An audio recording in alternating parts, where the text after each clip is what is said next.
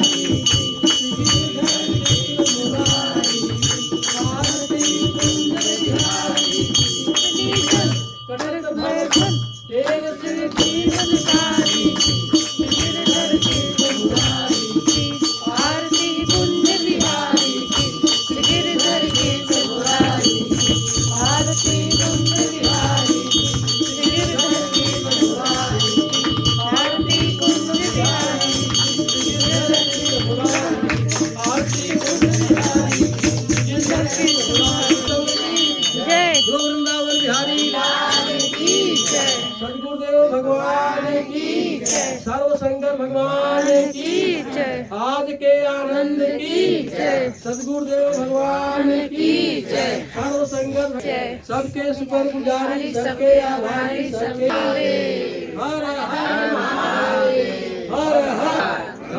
हम आपकी दुनिया में खुश हैं। सत्संग जिंदाबाद, सत्संग जिंदाबाद, सत्संग जिंदाबाद, सत्संगी जिंदाबाद, सत्संगी जिंदाबाद, सत्संगी जिंदाबाद। धन्यवाद धन्यवाद, शुक्रिया, शुक्रिया, धन्यवाद, धन्यवाद, शुक्रिया, शुक्रिया।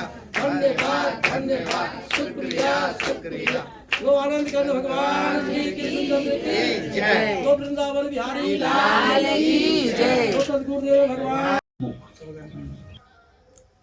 और ना इस प्रकार ये सब कुछ होता। तो ब्रह्म ज्ञानी तो सदा अच्छा ही देखता है, बुराई नहीं देखता। सबकी अपनी अपनी विचारधारा है।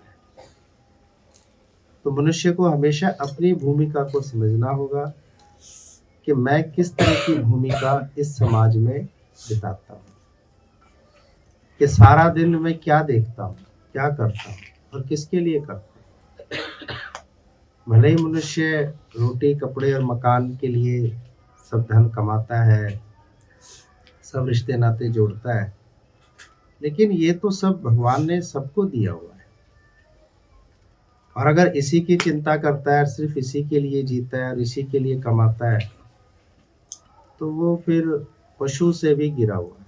क्योंकि पशु भी जब रात को सोता है तो ना उसके पास ना उसकी एक चोंच में कोई दाना नहीं होता, लेकिन वो बहुत सुख चैन से सोता है। कोई जमीन जायदाद प्रॉपर्टी भी नहीं है, ना कोई वस्त्र है, ना कोई आभूषण है, ना कोई आशियाना है, भरोसे पर है। तो भक्त की जो भूमिका है इस समाज में वो भरोसे की है कि भरोसा कर तू एक ईश्वर पर, तो कभी दुख तकलीफ नहीं आएगी, कभी कष्ट नहीं आएगा, कभी परेशानी नहीं आएगी। तो भूमिका क्या है हमारी समाज में? कि संसार की दृष्टि से हमारे पास दुख आया, तकलीफ आई, कष्ट आया, लेकिन मुझे नहीं लगा। क्यों? क्योंकि मैं समझ गया हूं कि मेरी भूमिका संयम, शांति और धैर्यता की है, सहजता और सरलता की है। अभी पृष्ठभूमि में हम सभी ने पढ़ा कि कौन क्या क्या है और वो क्या क्या कर रहा है। उसी प्रकार जब हम सवेरे सोकर उठते हैं तो हमारी पृष्ठभूमि समाज में, गृहस्थ में क्या है? हमारी पृष्ठभूमि है नैतिकता, सच्चाई, ईमानदारी की, उदारता, करुणा और मिठास की, सर्व में समानता का भाव देखना। धन के लिए मैं किसी से बेईमानी नहीं करूँगा, किसी से झूठ नहीं बोलूँगा, किसी भी रिश्ते नाते में मैं सुख और स्वार्थ नहीं रखूँगा, किसी भी कुटुंब कबीले में मैं मोह ममता नहीं रखूँगा, मैं उदारता से रहूँगा, पूर्ण पाक पवित्रता और शुद्धता से रहूँगा। तो उसकी पृष्ठभूमि इस समाज में एक साधु संत और एक योगी की बन जाती है, और जीवन में आए हुए दुख, तकलीफ और कष्ट, परेशानियों को वो नजरअंदाज कर जाए तो वो परमेश्वर का रूप भी बनता है। क्योंकि सुख को तो हम भोग लेते हैं, लेकिन जब दुख आता है तो हम सुख और सहारे की तरफ बढ़ते हैं।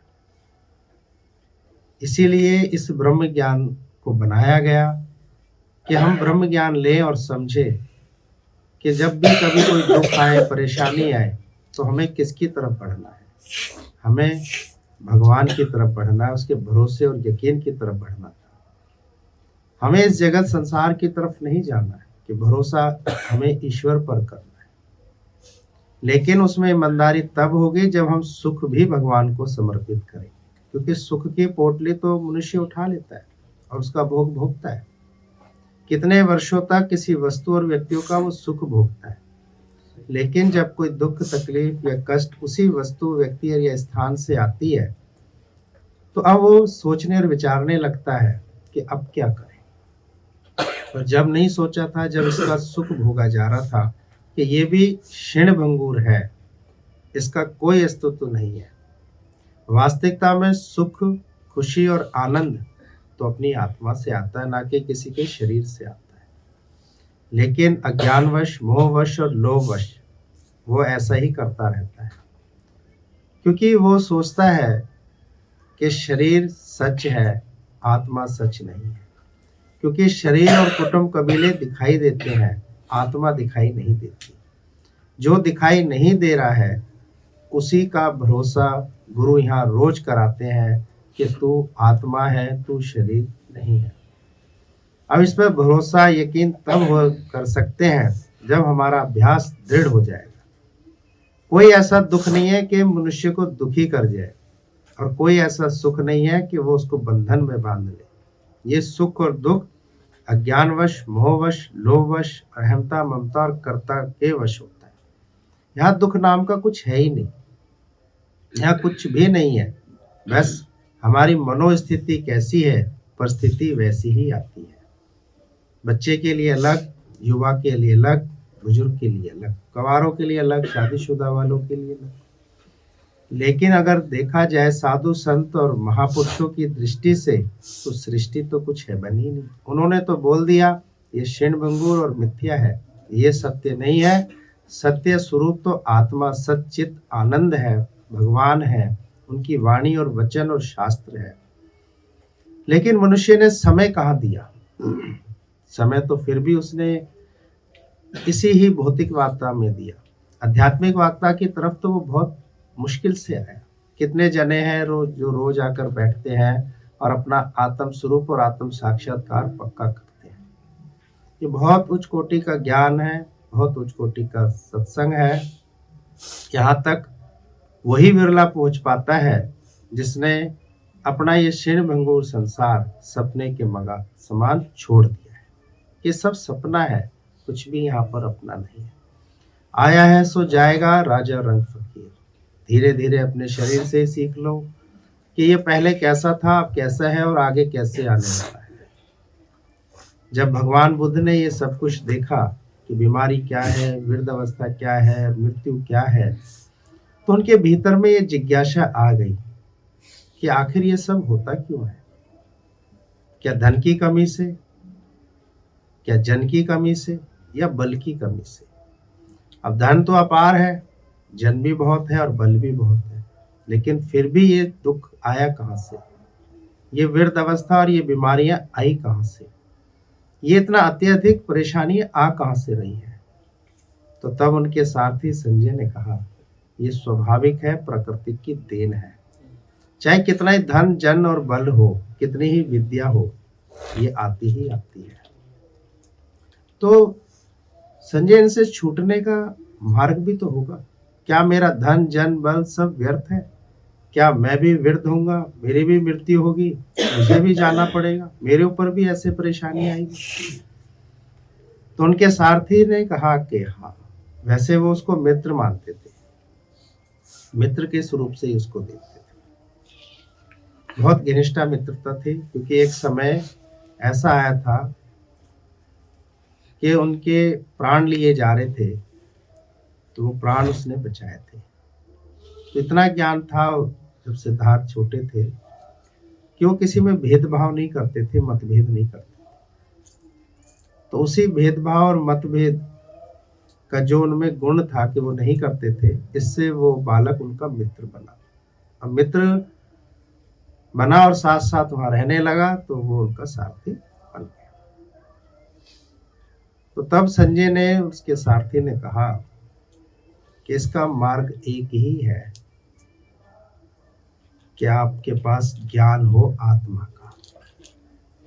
अगर आपके पास ज्ञान है युवराज, तो आप इन सभी तरह के दुखों से छूट सकते हो। शरीर पर वृद्ध अवस्था बीमारी आएगी, एक एक करके जन सब छोड़ चलेंगे, सभी तरह का धन होते हुए भी नहीं होगा, लेकिन आत्मज्ञान और ब्रह्म ज्ञान आपके पास हमेशा सदैव रहेगा, जिससे आप मुक्त रहोगे। तो सिद्धार्थ ने कहा, ये मिलता कहाँ है? तो मुस्कुरा के संजय ने कहा, ये साधु संतों की शरण में जाने से मिलता है। जब हम उनकी शरण में जाते हैं, तब वो हमें ये ज्ञान देते हैं, जिससे मनुष्य सुख और संपन्न रहता है, खुश रहता है। वहां से उनके जीवन में ये जिज्ञासा उठी और फुरना उठा, ऐसी लहर आई अंदर में कि मुझे इन सब से मुक्ति लेनी है। और वहीं से उन्होंने अपने आत्मज्ञान की शुरुआत करी कि वो एक ऋषि मुनि के पास गए। उन्होंने उसके जीवन को देखा कि उसके पास कुछ भी नहीं है, न राज, न पाट, न सेना, न धन, न जन, न बल, न वस्त्र, न आभूषण, न भोजन, कुछ नहीं है। वो बैठा हुआ एक वृक्ष के नीचे मुस्कुरा रहा है, वो खुश बैठा। तो युवराज सिद्धार्थ ने कहा, तुम इतने खुश हो, इतना मुस्कुरा रहे हो, इसका राज मुझे बता सकते हो? तो साधु संत ने कहा, इसका राज यही है, मैं सब कुछ अपना मानता हूं, कि ये सब कुछ मेरा है। और दूसरा तरीका है कि ये सब कुछ भगवान का है। हम मनुष्य बहुत थोड़ा सा अपना मानते हैं, और वो चला ना जाए उसका बहुत इंतजाम करते हैं, लेकिन फिर भी वो प्रकृति के नियम अनुसार चला जाता है। चाहे वो शरीर पे आया हुआ यौवन और खूबसूरती हो, चाहे कितना ही धन जन बल हो, क्योंकि हम सोचते हैं कि ये हमारा ही है, ये वस्तु, ये व्यक्ति हमारा है, हमारे सुख के लिए है। कोई भी वस्तु और व्यक्ति हमारे सुख के लिए नहीं थी, हमारी सेवा के लिए थी, कि हम उनके प्रति वो सेवा, वो स्नेह कर सके और अपनी भूमिका की तरफ हम ध्यान दे सके। तो हम उस पृष्ठभूमि का को अगर हम समझें कि आखिर हम हैं कौन और हमारा है क्या, तो हम सभी इस सत्य को मान लें कि हम आत्मा है और हमारे सिर्फ और सिर्फ परमात्मा है।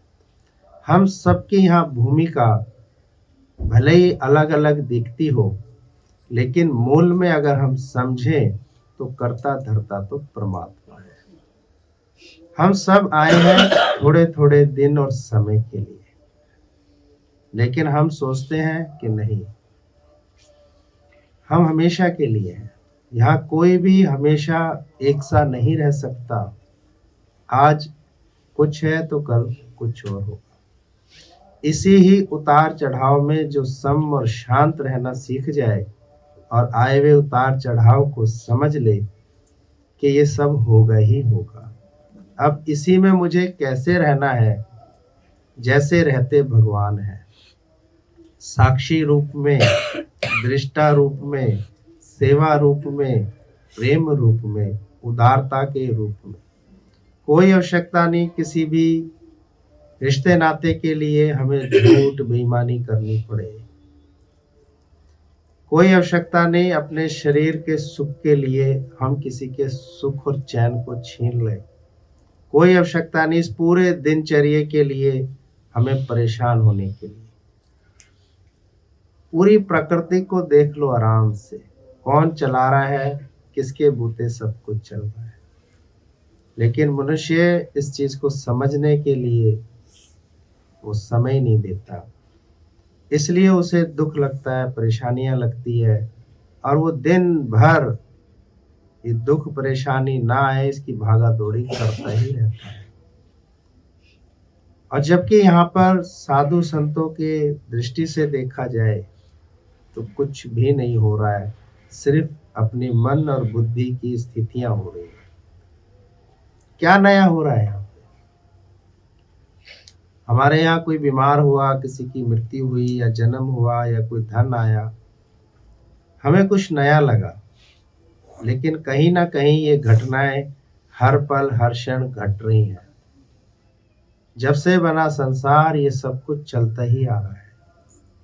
अब इसी में ही जो अपने आप को मध्यस्थ रखता है वो खुश रहता है, शांत रहता है, क्योंकि हमारे हाथ में कुछ नहीं है।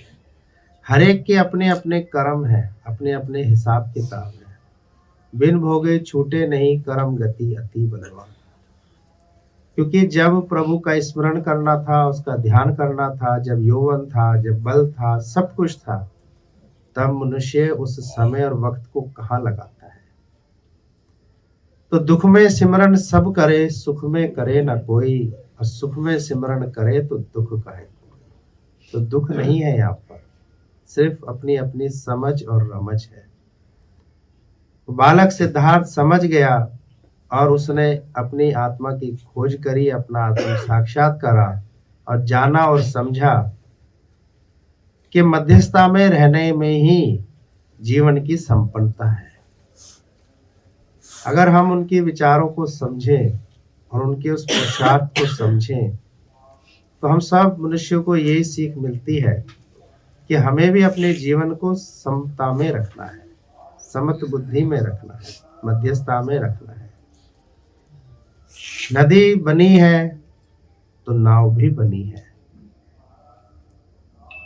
और अगर दुख भी बने हैं तो उनका उपचार भी बना है। अगर हम उन उपचारों की खोज पहले से ही कर लें तो फिर परेशान नहीं हो सकते। ये समझ लें कि हमारे हिसाब से यहाँ कुछ भी नहीं होने वाला है। जो कुछ भी होता है वो प्रकृति के नियम से होता है। प्रकृति जब जैसा जो चाहेगी तब तब वैसा होता ही रहेगा। इसलिए हम अपने मूल उद्देश्य और मूल भूमिका को समझ लें कि हमारा उद्देश्य सिर्फ और सिर्फ प्रभु की प्राप्ति है। अपने जीवन का उद्धार और कल्याण करना था, ना कि इस रंगमंच के मेले में फंस जाना।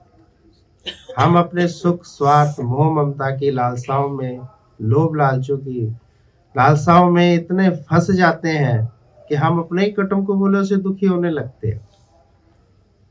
उसी घर गृहस्थी में हम परेशान होने लगते हैं, क्योंकि हमने हमेशा सुख स्वार्थ की तरफ ही दृष्टि रखी थी। मोह ममता की तरफ हमारा ध्यान रहा, सुख और सहारे की तरफ हमारा ध्यान रहे। सुख और सहारा भगवान से मिलता है, ना कि इन इंसानों से मिलता है। इसलिए हमेशा विचार करें अपने जीवन में कि इंसान से सुख सहारे की उम्मीद ना करके भगवान से रखें, इंसानों में तो प्यार रखें, इज्जत रखें, उनके आगे तहजीब और तमीज़ रखें, उनके प्रति स्नेह का भाव रखें, ना कि सुख स्वार्थ का रखें। समझ लें कि रोज़ाना दिन बदलते हैं, शरीर बदलता है, सब कुछ बदलता है। इस बदलती हुई दुनिया में कुछ भी सच नहीं है, लेकिन ये मन है फिर भी इतने सुख सहारे देखता है, उसमें अटकता है। इसलिए इस ब्रह्म ज्ञान की आवश्यकता है, उजाले की आवश्यकता है, दृढ़ता के निश्चय के साथ जीने की आवश्यकता है और खुश रहने की आवश्यकता है कि जो हुआ जैसा हुआ ठीक और अच्छा ही हुआ। इसमें ही सबका भला और उद्धार है। क्योंकि हमें दुख लग रहा है, लेकिन हमारे उस दुख से किसी को कुछ काम भी मिल रहा है, कुछ सुखी भी हो रहा है। उसी में ही अपने आप को खुश और सुखी भी रखें। जीवन का कोई भरोसा नहीं किसी के कभी। हम सोचते हैं कि भविष्य में अगर ये सुख और सहारा चला गया तो हमारा जीवन कैसे व्यतीत हो। हमारा जीवन प्रभु के सहारे व्यतीत होता है, किसी के सहारे नहीं। अभी हमारे शरीर में प्राण प्रभु ने रखे हुए हैं, वही हमें चलाते हैं, वही हमारे ऊपर कृपा करते हैं। इन सब को अगर हम समझें तो हम अपने जीवन को बहुत खुशी से व्यतीत कर सकते हैं। कोई आवश्यकता नहीं है अपने ध्यान को भटकाने, बस अपना ध्यान अपनी आत्मा पर केंद्रित रखें, परमात्मा की कृपा पर केंद्रित रखें और हमेशा यही कहें, शुक्र है, शुक्र है, शुक्र है परमात्मा।